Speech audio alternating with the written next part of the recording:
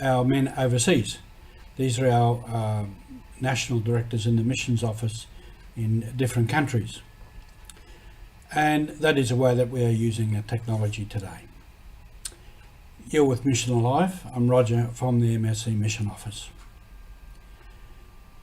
We're using this technology and it's developing for us in that we have initiated some e-conferences or e-calls, telephone calls with video, to these directors overseas to meet with them, to chat with them, to ask questions about projects, to get responses, and for them also to ask us questions about different things. And in that, we've worked out how we can, in the middle of that conference call, record something from them. So we tell them, we will put the recording on and you tell us about some of your projects or what is happening with projects or what's happening in your office. And so we do that and they speak, and then we stop the recording and we go back and finish our call. So this is a new way that we are developing to get them to be able to speak, and then sending that out through this webcast to yourselves.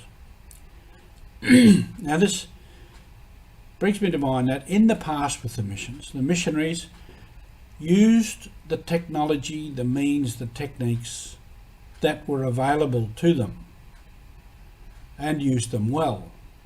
So in the first place, in a lot of places, it was boats.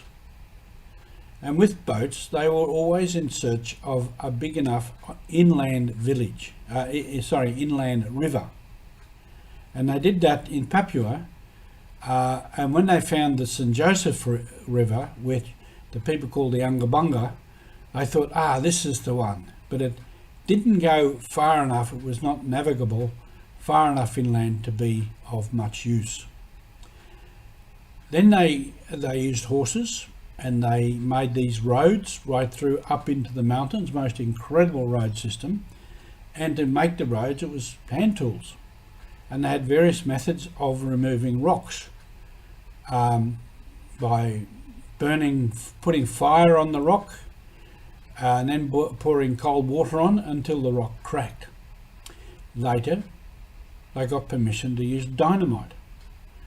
And so they would do that to make the roads.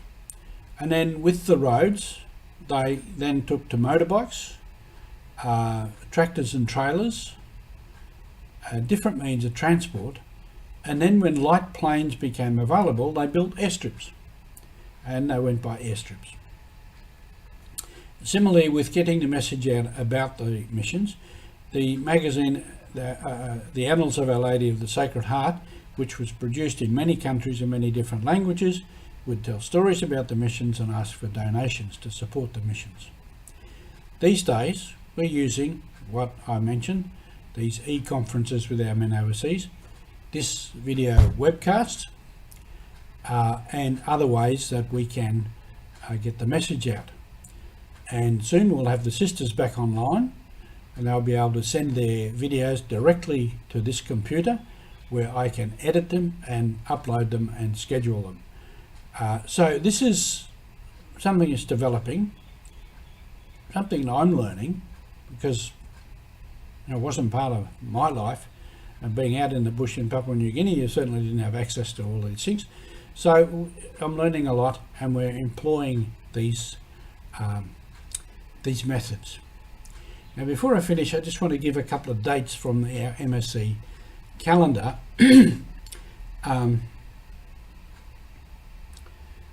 For February, on the 15th of February 1981, Father Juan Alonso Fernandez of the Spanish province is violently assassinated in Guatemala. And we had a number of men killed in Guatemala at that time under that regime. On the 22nd of February 1908, the first superior of the Daughters of Our Lady of the Sacred Heart dies in Belgium. That was Marie-Louise Hartzer. And 25th of February 1945, the 29 Dutch MSC are freed from the concentration camp, having been imprisoned in the Japanese at a place called Los Banos, Philippines. We had MSC brothers and sisters, priests and brothers, and some of our sisters in prison in Rabaul at a place called Ramali. And then lastly, 24th of February 1885, Father Henry Verius arrives at Thursday Island after having left Sydney earlier in that month. So that was a significant step to go to Thursday Island. So that's just a little bit about how the techniques and things that we're using, the technology we're using these days with mission, and what some things that happened in the past. So in all of that, the mission is still alive. Keep on with your mission, and thank you for being with us.